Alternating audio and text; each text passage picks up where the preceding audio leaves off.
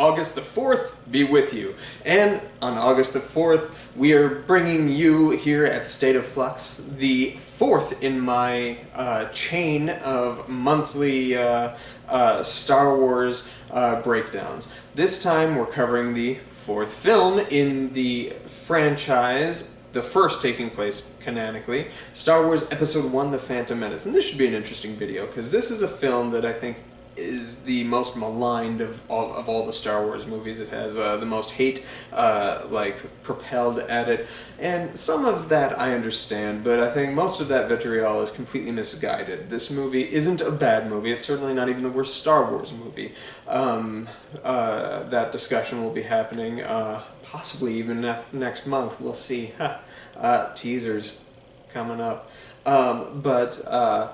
I don't think The Phantom Menace is a bad movie by any stretch of the imagination. However, looking at the Star Wars brand as a whole, it is certainly the weakest one to be released theatrically to the point of its release. Certainly coming off of the original trilogy, it is a large step down, and there's a multitude of reasons for why this is.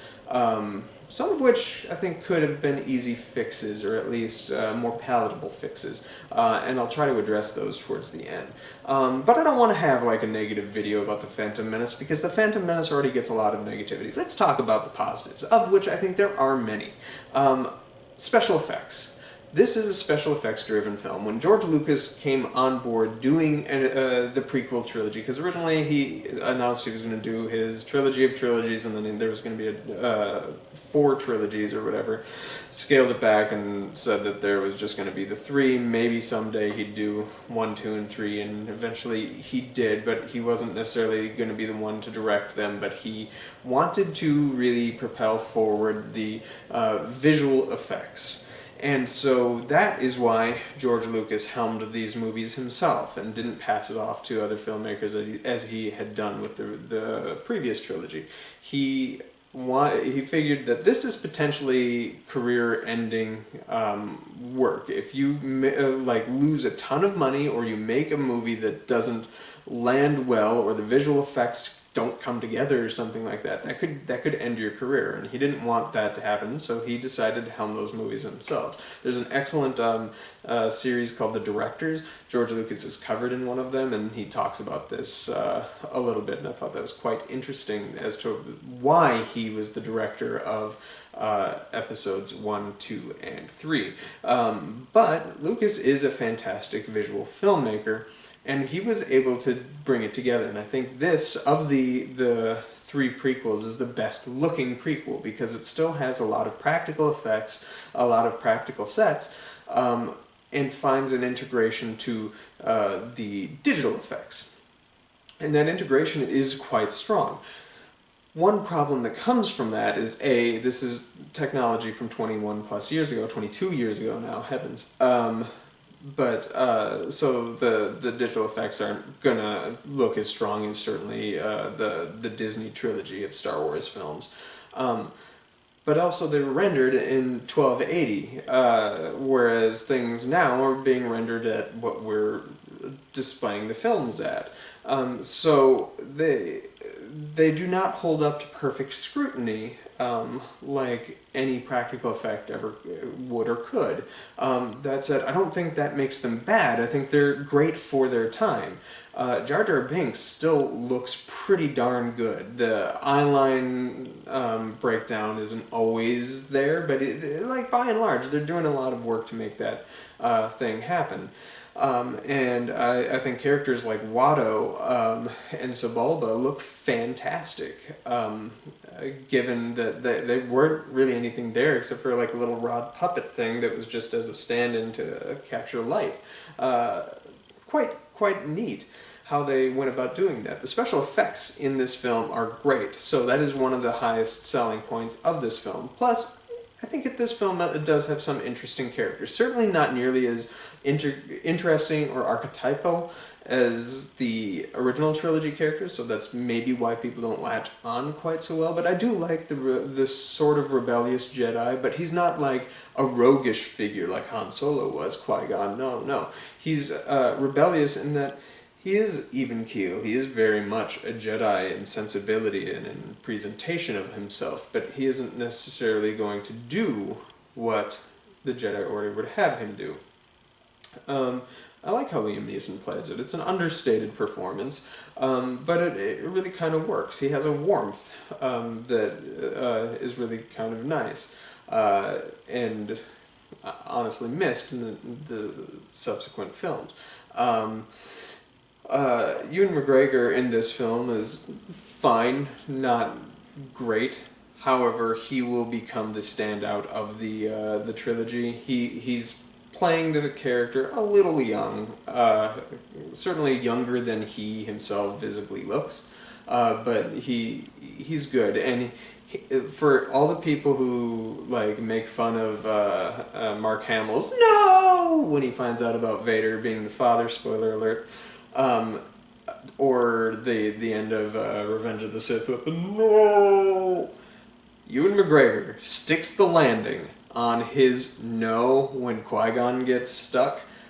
If anybody should get a "no" Oscar, it should be Ewan McGregor, because that is, like, you feel the palpable anger and rage and sadness all in that, like, 1 to 2 second, like, scream of fury and shock when Qui-Gon gets it. Spoiler alert, Qui-Gon dies. That's pretty shocking, and I'll add to that as being one of the qualities this film has in a moment. But I think the standout performances comes from two individuals that I want to single out. One being Ian McDiarmid as reprising his role as Palpatine, this time a much younger Palpatine. Very understated performance, completely 180 from the character that you see in the end of Return of the Jedi with, like, "I can feel your anger." Like, he's playing it like a nice politician man, and very kind and caring and stuff like that.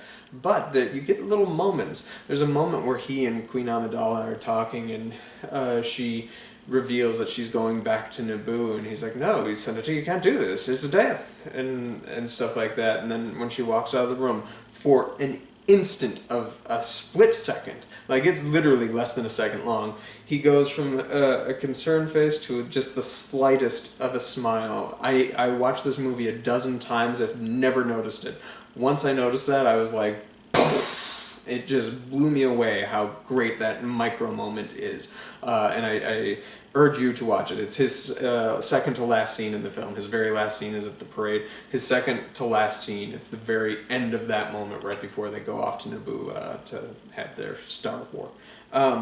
The other performance that I think is really quite good in a dual performance is Natalie Portman. She's sort of unsung in this franchise. She is so good in episodes 1, 2, and 3. She is given virtually nothing to work with in episode 3. Not much to do in episode 2 acting-wise. This film she actually gets a little bit to do, and she has this sophisticated like royal presence when she's playing Amidala, and then she has herself, her real her, when she's being Padme, or the Handmaiden or whatever. She is so good in both performances. It can come off a bit wooden when she's playing the Queen, but I don't think that it is wooden. I think it's because it's obviously a very dramatic character choice that she is choosing to be so wooden and so even in her sensibilities as a person, so as to not give off the impression of worry or whatever because her people are dying. It's a great performance, and I think it's one of the strongest pieces of writing in this film is the twist of Amidala being, or of Padme being the Queen, and her going onto the planet of Tatooine and stuff like that. All that stuff I think is really quite good. This film does have some shocking moments, some shocking twists, so that if you are watching this, if you've never seen any Star Wars movie, this can play as episode 1. Really the truly first installment, where you're getting introduced to concepts of the Force, of the Jedi, of this Grand Republic that has microcosm of corruption that will eventually overtake it. But it also plays as the fourth movie, where you know where these things are going. However, you don't know all of these characters yet, because a lot of them are killed off before the trilogy you're familiar with. This film had 3 shocking moments. One that doesn't quite hold up now, because Natalie Portman is who she is. Everybody knows who she is. The twist of her playing the 2 roles really is less shocking, but I think at the time of when it came out was really good. I remember watching that. I was 13 when this movie came out, and it surprised me. I thought it was just 2 look-alike people, and you don't really think of anything. She looks like a kid when she goes on to Tatooine, but when she's being the queen, she does look regal and royal and firm, more mature, more womanly than she does when she's Padme trolling around with the Jedi. So that shock really worked. I think it doesn't land quite so well now. But then the other 2 surprises are you're introduced to a really badass villain in Darth Maul, and you're introduced into the main character of this film is really Qui-Gon Jinn. Qui-Gon Jinn and Queen Amidala sort of lead this whole journey, and Qui-Gon gets iced by Darth Maul, which is a shock. You expect that eventually his character is going to die because he was never referenced before. You don't expect to happen in this movie. And then Darth Maul, who you are assuming is going to be the main villain of the trilogy, gets iced as well. So then you're left with, like, well, who's going to be the villain of the franchise? Well, obviously you know it's going to be Anakin, and it's going to be Palpatine, but they don't seem to be the ones doing this. However, Palpatine is the Phantom Menace acting behind the curtain. So these are all the things that I like. Plus, the number one thing that I love about this movie and about this entire sequel trilogy, better than Ewan McGregor, better than Ian McDiarmid, better than Natalie Portman, is John Williams. The music he does for this entire trilogy, I think, is on par with, if not even better than, the music he did in episodes 4, 5, and 6. He comes up with themes in this film that are just jaw-droppingly good, while also integrating familiar themes from the past, like Yoda's theme, the Force theme, the Skywalker theme, all that kind of stuff, and a nice twist on Palpatine's theme for Return of the Jedi comes into play in a victorious, like, upbeat version of it at the tail end of this film. All that's great. What doesn't work with this film, I think, are the things a lot of people already talk about. The character of Anakin Skywalker, I'm not going to slight Jake Lloyd. I don't think he is a bad actor. I've seen him in other films. He was in a film called Madison that is really quite good. And he's really good in Jingle All the Way. That movie is what it is, but he's a good kid actor in that film. He also did a couple little spots on ER that are good, and he has a couple moments in this movie that really work, that shows that he has the capability to act. He's just not given the direction needed or the guidance that he would have needed from a director who this film should have probably been directed by somebody who's familiar with kid actors. Like, this should have been directed by Chris Columbus or something like that. He can pull performances from children. Lucas can hardly pull performances from goddamn adults. So, that said, the problem with Anakin Skywalker is not Jake Lloyd. The problem with Anakin Skywalker is his age, the way he's presented. Now, I understand, and I kind of like the idea of having a young kid, a boy of complete innocence, that you see eventually become this terror that will destroy a whole galaxy. I like that. He is a little too young. I feel like they should have made him a teenager to have, like, the parallel between him and Luke. That would have worked a little better. Plus, his dialogue, a lot of it, take out the yippies. Heavens. Take out the yippies. A lot of his dialogue sounds more teenage-lent than 10-year-old. his scene with Padme, I think, is actually a pretty. He has two scenes with her. I think both of those are pretty well written. The first one is in the shop where he's just bragging about how cool he is, and he's like, "Yeah, I'd have been kicked out if I wasn't so good at building things." Like, that's such a like teenager trying to like the boastful confidence of how awesome am I. That kind of works for me. It makes me chuckle every time. It's just awkward because he's like 9 years old and she's like 14 or something like that, but she looks 20. I don't think she was. I think she was like 14, 15, 16, something like that. But she looks considerably older than he is, and when you're at that age, the age difference is pretty dramatic. So that really doesn't play well.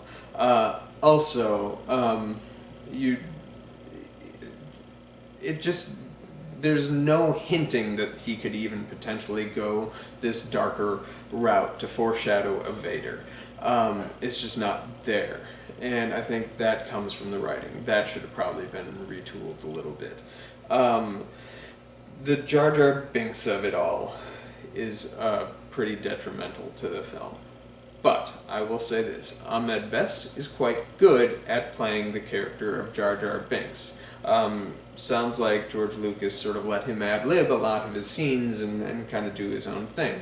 That is a director thing. You need to reel back a character who is so vibrant and boisterous when everybody around him is so stoic. I don't think there's a way to have made that work the way that Jar Jar Binks was played in this film. I don't think that's Ahmed Best. I actually quite like his performance. And then the film has a lot of racial stereotyping, and I will touch on that too in 1 second, because I do have a little bit of knowledge with that. I've read the making of Star Wars thing, and a lot of those things seem like they were just not carefully considered.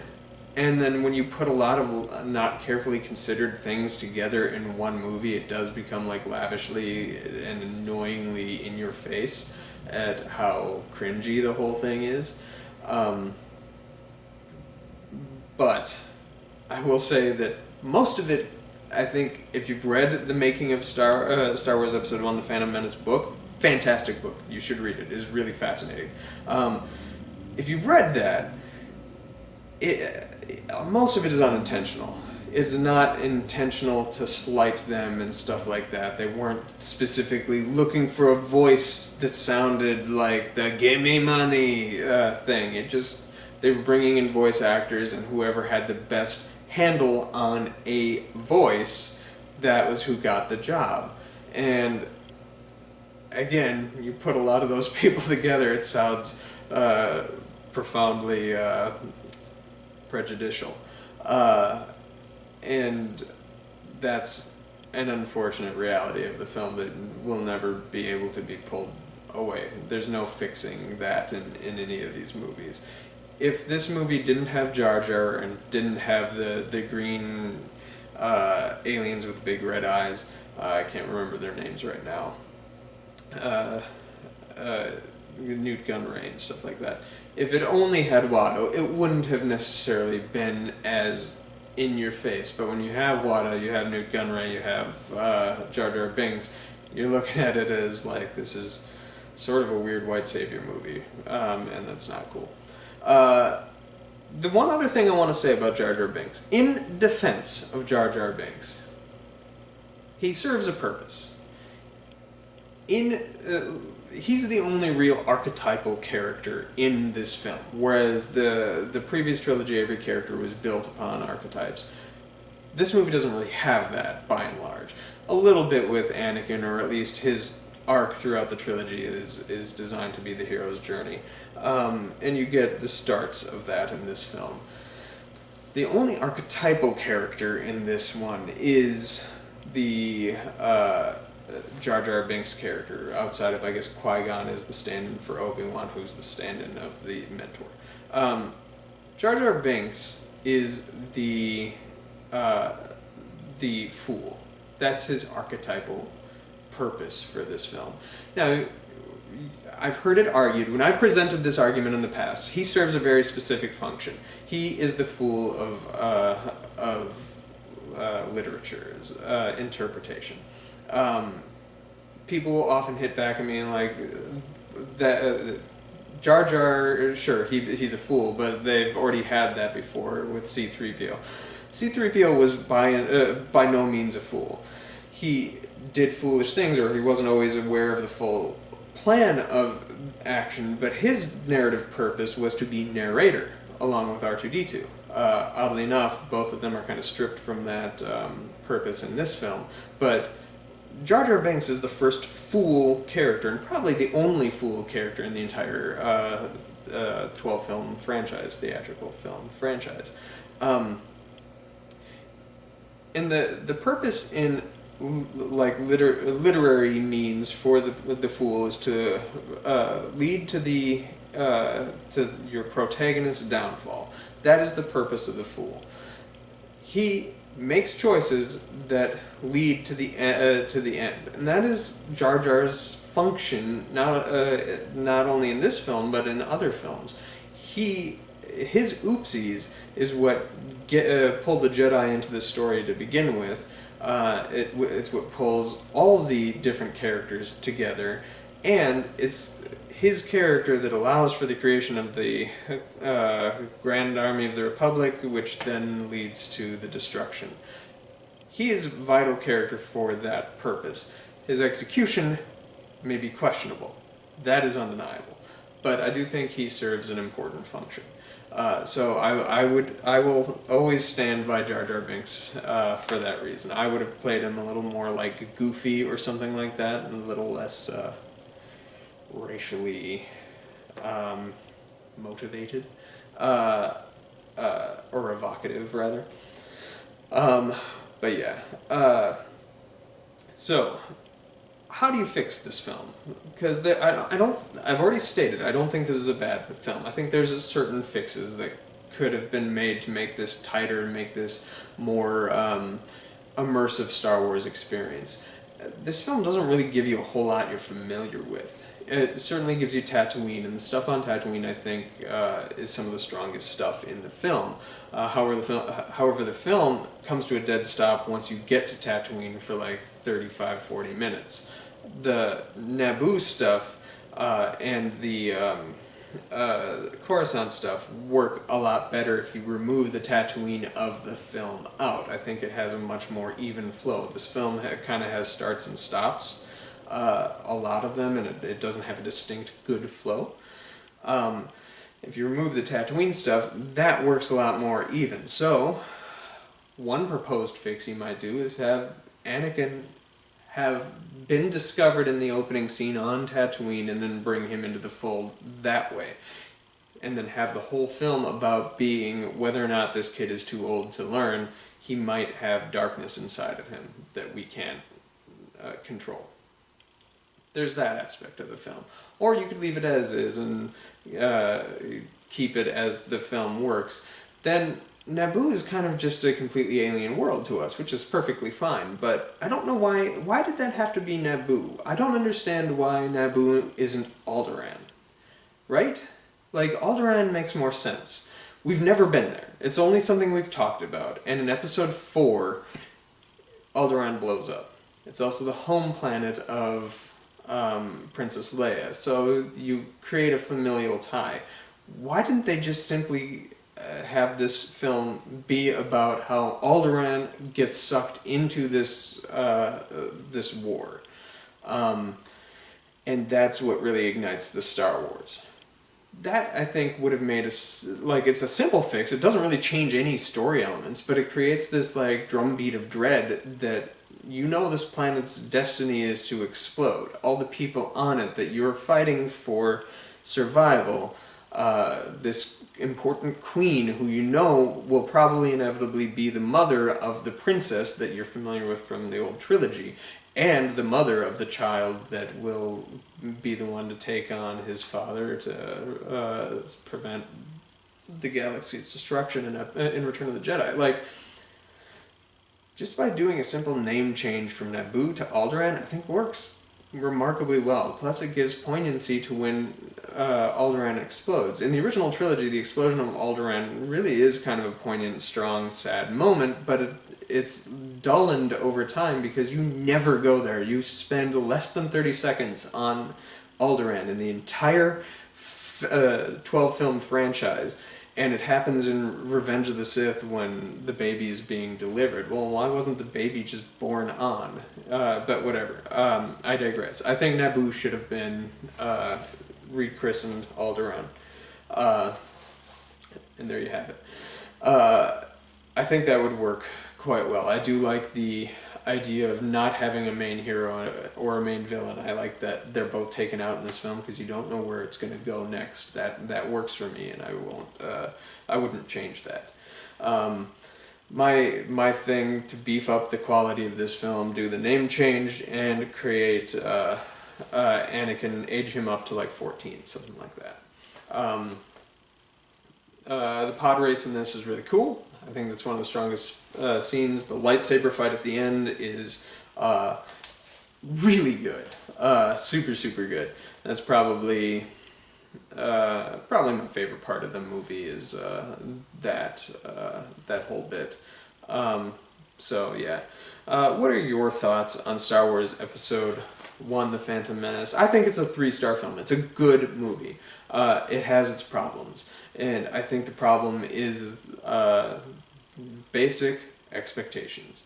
I remember hearing, I was such a big fan of the original trilogy that they were going to do in Episode 1.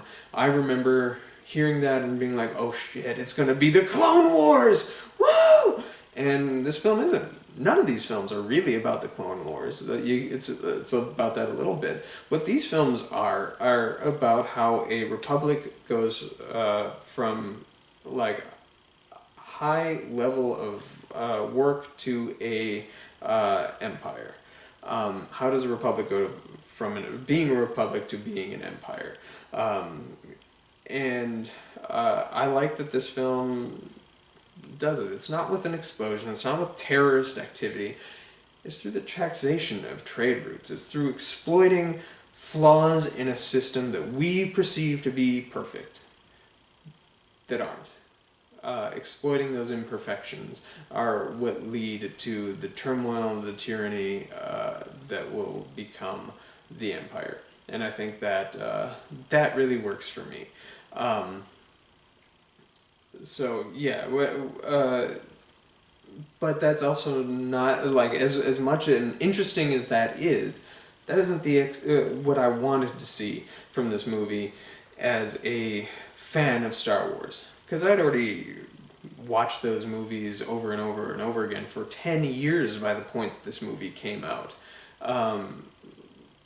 and I came up with my own ideas of how Anakin went to the dark side. Like everybody knew that he fell into a volcano in a fight with Obi-Wan. I think that was made public knowledge in the 80s. I certainly grew up knowing that.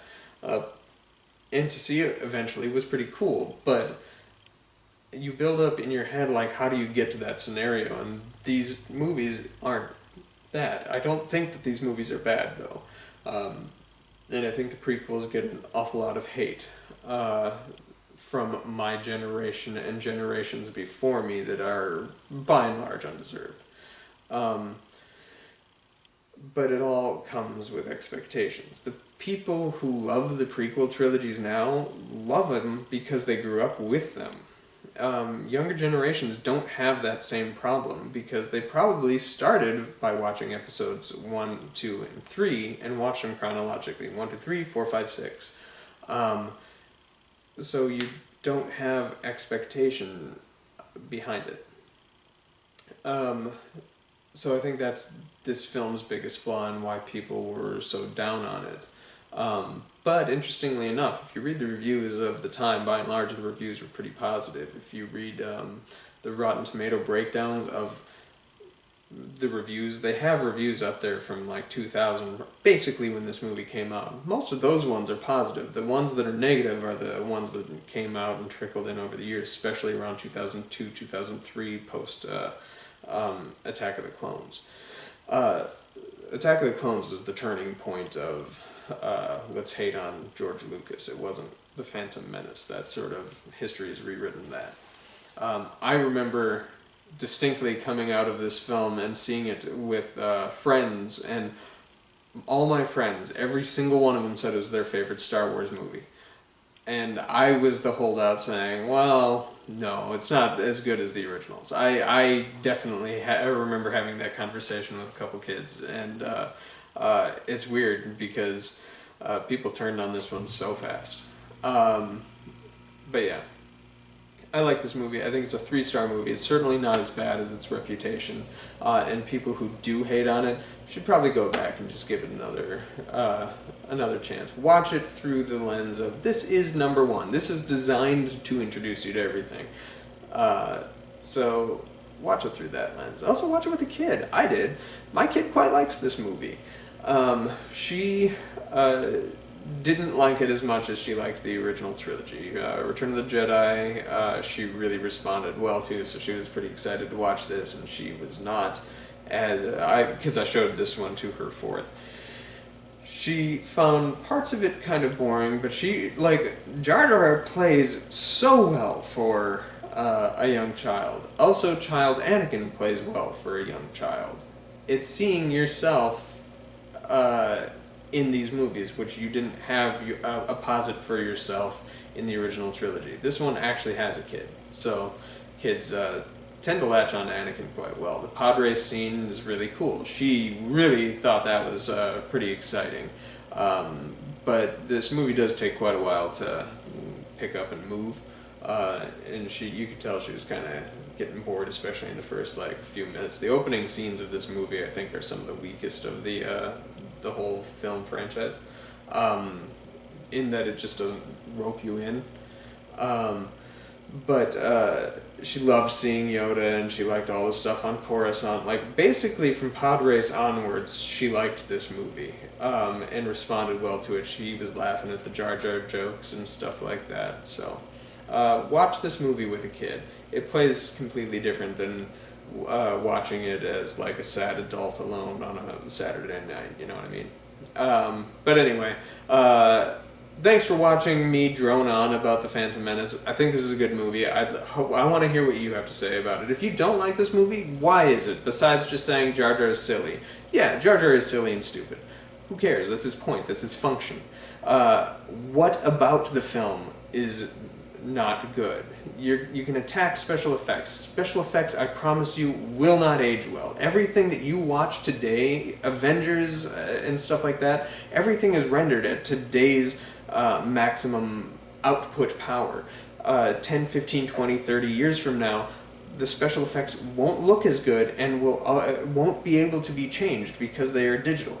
They're not like practical effects, and they never can be, and they can't look as good as them. So therefore, because this movie was processed in 1080, it will never look perfect. However, I don't think that makes it bad. Star Trek had bad special effects, but the original series is quite good, and that has to do with the writing. Then again, this film doesn't have amazing writing.